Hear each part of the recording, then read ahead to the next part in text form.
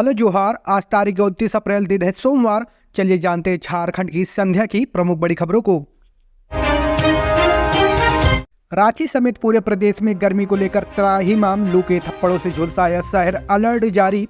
राजधानी समेत पूरे राज्य में इन दिनों हीट वेव का असर देखा जा रहा है। दिन में झुलसा देने वाली धूप और गर्म हवा के कारण स्कूल जाने वाले बच्चों को सबसे अधिक परेशानी झेलनी पड़ रही है। मौसम विभाग का कहना है कि राज्य में सबसे अधिकतम तापमान 44.8 डिग्री सेल्सियस सरायकेला खरसावां में रिकॉर्ड किया गया। वहीं राजधानी रांची में भी तापमान लगातार बढ़ोतरी हो रही है। पिछले 15 दिनों के अंदर राजधानी के तापमान में 3 से 4 डिग्री की वृद्धि हुई। मौसम वैज्ञानिक अभिषेक आनंद की माने तो 29 अप्रैल को राज्य के पूर्वी व पश्चिम सिंहभूमि, सरायकेला खरसावां, धनबाद, बोकारो, देवघर, जामताड़ा, दुमका, पाकुड़, गोड्डा और शाहीगंज में कहीं कहीं हीट वेव का असर देखने को मिलेगा। इसे लेकर मौसम विभाग ऑरेंज अलर्ट जारी किया है। 30 अप्रैल और 1 मई को रांची, रामगढ़, पलामू, खूंटी, गढ़वा जिले में हीट वेव का असर देखने को मिलेगा। इसे लेकर येलो अलर्ट जारी किया गया है।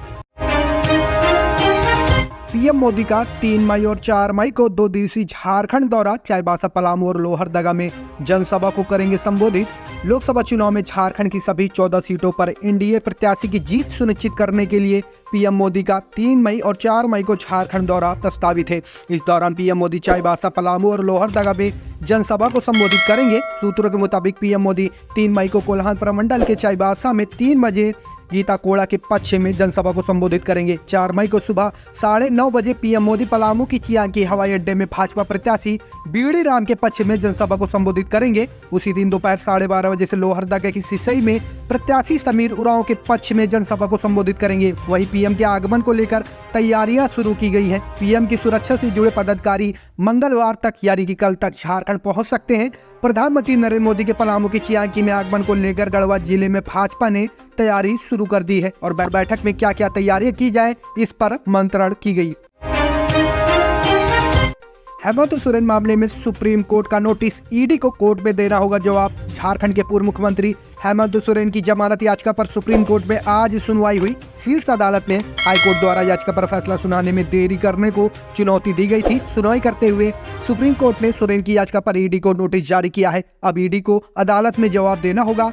बता दें कि सोरेन ने अंतरिम जमानत मांगी थी। 6 मई को अदालत मामले की अगली सुनवाई करेगा। अगर हाईकोर्ट चाहे तो इस बीच सोरेन की याचिका पर आदेश दे सकता है, जिसमें सोरेन ने गिरफ्तारी को चुनौती दी है। न्यायमूर्ति संजीव खन्ना और दीपांकर दत्ता की 2 न्यायाधीशों की पीठ ने झामुमो नेता की याचिका पर आज सुनवाई की।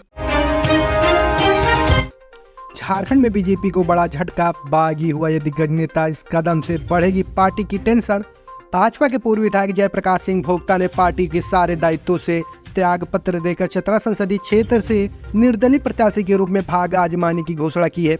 चतरा के राजनीतिक इतिहास में यह पहला मौका होगा जब सामान्य सीट पर अनुसूचित जनजाति के उम्मीदवार चुनाव लड़ रहे हैं। भोक्ता 2 मई को नामांकन दाखिल करेंगे। रविवार को मीडिया से बातचीत में उन्होंने कहा कि वर्तमान राजनीतिक परिदृश्य में जनभावनाओं को देखते हुए उन्होंने यह निर्णय लिया है। उन्होंने कहा कि लोकतंत्र में सभी स्वतंत्र हैं और चुनाव लड़ने की आज़ादी हर किसी को है। क्षेत्र के लोगों के आग्रह पर संसदीय चुनाव में भाग्य आजमाने का फैसला लिए है। उन्होंने दावा किया कि चुनाव की घोषणा के बाद ही हर वर्ग और समाज का समर्थन उन्हें मिल रहा है। झारखंड की निलंबित आईएएस अधिकारी पूजा सिंघल को सुप्रीम कोर्ट से नहीं मिली बेल। झारखंड की निलंबित आईएएस अधिकारी पूजा सिंघल को सुप्रीम कोर्ट से एक बार फिर झटका लगा है। शीर्ष अदालत ने पूजा सिंघल को जमानत देने से मना कर दिया है। मनरेगा घोटाले मामले में गिरफ्तार पूजा सिंघल ने सुप्रीम कोर्ट में जमानत याचिका दाखिल की थी। उसकी याचिका को सुप्रीम कोर्ट ने ठुकरा दिया है। झारखंड की तेज तर्रार आईएएस अधिकारी रही पूजा सिंघल को प्रवर्तन निदेशालय ने 2022 में गिरफ्तार किया था। उनकी गिरफ्तारी 11 मई को हुई थी। इसके बाद से वह जेल में बंद है। गिरफ्तारी के बाद झारखंड सरकार ने पूजा सिंघल को निलंबित कर दिया था। मनी लॉन्ड्रिंग के आरोपी में घिरी पूजा सिंघल ने खराब स्वास्थ्य का हवाला देते हुए सुप्रीम कोर्ट में जमानत की अर्जी लगाई थी। उनके वकील ने शीर्ष अदालत में 16 मार्च को दलील दी थी कि पूजा सिंघल 585 दिनों से जेल में बंद है। ईडी ने उनके खिलाफ चार्जशीट दाखिल कर दी है। चूंकि पूजा सिंघल की तबीयत ठीक नहीं रहती, उन्हें जमानत दी जानी चाहिए। स्कूल की खिड़की में फंसा छात्र का सिर, काटा गया ग्रिल लेकिन नहीं बच पाई 6 साल के बच्चे की जान। झारखंड के साहिबगंज के एक निजी स्कूल की खिड़की के ग्रिल में सिर फंस जाने से प्री नर्सरी के छात्र की मौत हो गई। मिर्जा चौकी थाना क्षेत्र के भागिया ऊपर बांधा स्थित ऑक्सफोर्ड स्कूल में रविवार शाम लगभग 4 बजे खेलने के दौरान एक 6 साल के बच्चे का सिर खिड़की के ग्रिल में जा फंसा। स्कूल संचालक को इसकी सूचना मिलने पर ग्रिल काटकर छात्र को बाहर निकाला गया और इलाज के लिए सदर अस्पताल में भर्ती कराया गया। वहां डॉक्टर मोहन मुर्मू ने जांच करने के बाद छात्र को मृत घोषित कर दिया। कोयला चोरों के खिलाफ पुलिस की ताबड़तोड़ कार्रवाई, 7 गिरफ्तार, 23 बाइक जब्त। लोकसभा चुनाव से पूर्व पुलिस जिले में हर एक अवैध कारोबार पर अंकुश लगाने के लिए छापेमारी शुरू कर दी है। रविवार की सुबह सुबह जिले के विभिन्न थानों की पुलिस ने अवैध कोयला चोरी को लेकर स्पेशल ड्राइव चलाया, जिसमें विभिन्न थाना क्षेत्र से तकरीबन आधा दर्जन लोग बाइक स्कूटर से कोयला चोरी कर ले जाते गिरफ्तार किए गए। पुलिस ने दर्जनों बाइक भी जब्त की है। साथ ही कोयला चोर व उसके सिंडिकेट के लोगों के खिलाफ विभिन्न थानों में प्राथमिकी की है। अभियान के दौरान सरायढेला में पुलिस को देख बाइक सवार कोयला व बाइक छोड़कर भाग निकले। वहीं बैंक मोड़ इलाके में पुलिस ने ढैया निवासी राजू कुमार को कोयला लदे बाइक के साथ गिरफ्तार किया है। उसकी बाइक में 4 बोरा कोयला लोड था। वहीं पुलिस ने ढैया खटाल के पास से एक पिकअप वाहन जब्त किया है, जिसमें तकरीबन 4-5 टन कोयला लोड था। पुलिस ने यहां से पिकअप वाहन के साथ विजेंद्र यादव व गणेश यादव को गिरफ्तार किया है। वहीं चालक व खलासी भागने में सफल रहे। पुलिस को शक है कि यही दोनों कोयला का कारोबार करते हैं। मेरे पति को मारा गया, झारखंड में बीडीओ की पत्नी का आरोप, फंदे से लटकी मिली थी लाश।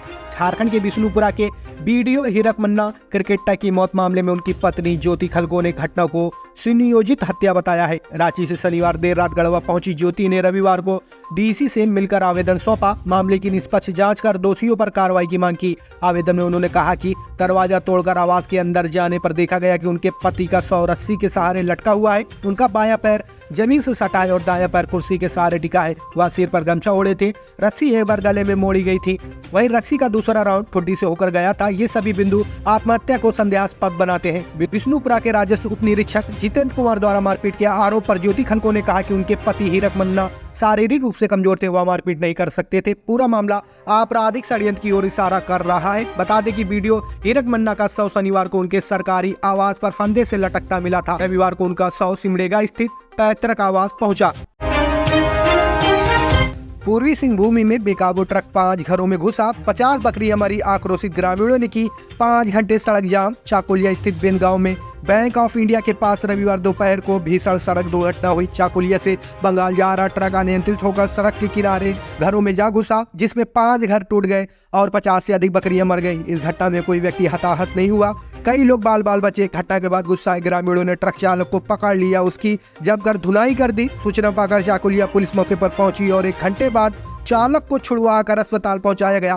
मुआवजे की मांग को लेकर ग्रामीणों ने सड़क जाम कर दी। ग्रामीणों ने बताया कि चालक नशे में था। नो एंट्री रहने के बाद भी ट्रक घुसा दिया, इस कारण इतनी बड़ी घटना घटी। चालक केसी श्यामलाल ने बताया कि उड़ीसा के डेकनाल का रहने वाला है। वह उड़ीसा के जाजपुर से मिट्टी लोड कर दुर्गापुर जा रहा था। बेन के समीप अचानक नींद आ गई, आंख लगने के कारण यह दुर्घटना घटी।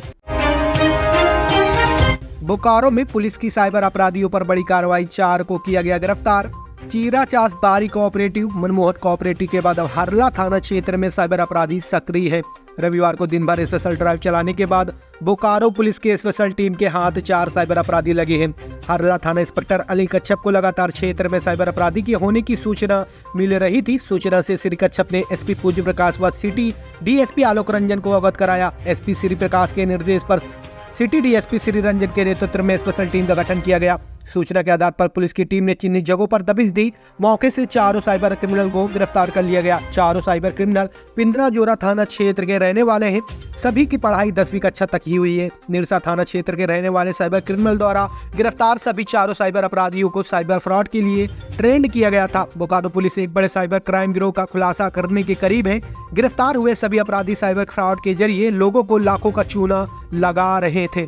श्री रंजन ने बताया कि पुलिस टीम जल्द ही निरसा थाना क्षेत्र के चिन्हित अपराधियों को गिरफ्तार कर लेगी। झारखंड में नारेबाजी को लेकर 2 समुदाय के लोग आमने सामने, पुलिस ने देर रात किया फ्लैग मार्च। झारखंड के पूर्वी सिंहभूम के मुसावरी थाना क्षेत्र के बदिया गांव में शनिवार देर रात नारेबाजी पर विवाद खड़ा हो गया और 2 समुदाय के लोग आमने सामने हो गए। इसकी सूचना मिलने पर पहुंची पुलिस ने कार्रवाई करते हुए 5 लोगों को हिरासत में ले लिया है। भीड़ को खदेड़ दिया। देर रात पुलिस ने गांव में फ्लैग मार्च कर दोनों समुदाय के लोगों को शांति व सुरक्षा का भरोसा दिलाया। इधर रविवार देर शाम पुलिस ने हिरासत में लिए गए सभी 5 लोगों को पूछताछ के बाद पीआर बाड़ पर छोड़ दिया। वहीं क्षेत्र में पुलिस बल को तैनात कर दिया गया। बताया जाता है कि शनिवार देर रात विवाद बढ़ते देख SDM Ghatshila Sachidanand Mahto, CDPO Ghatshila Ajit Kumar Kujur, DSP Musabani Sandeep Bhagat, BDO CO Pushkar Singh Munda, थाना प्रभारी रजनीश आनंद सहित कई थाने के प्रभारी एवं भारी संख्या में पुलिस बल के जवान बदिया गांव पहुंच गए। पुलिस ने गांव के टोले में घूम कर दोनों समुदाय के लोगों से बातचीत की, विश्वास में लेते हुए शांति बनाए रखने की अपील की।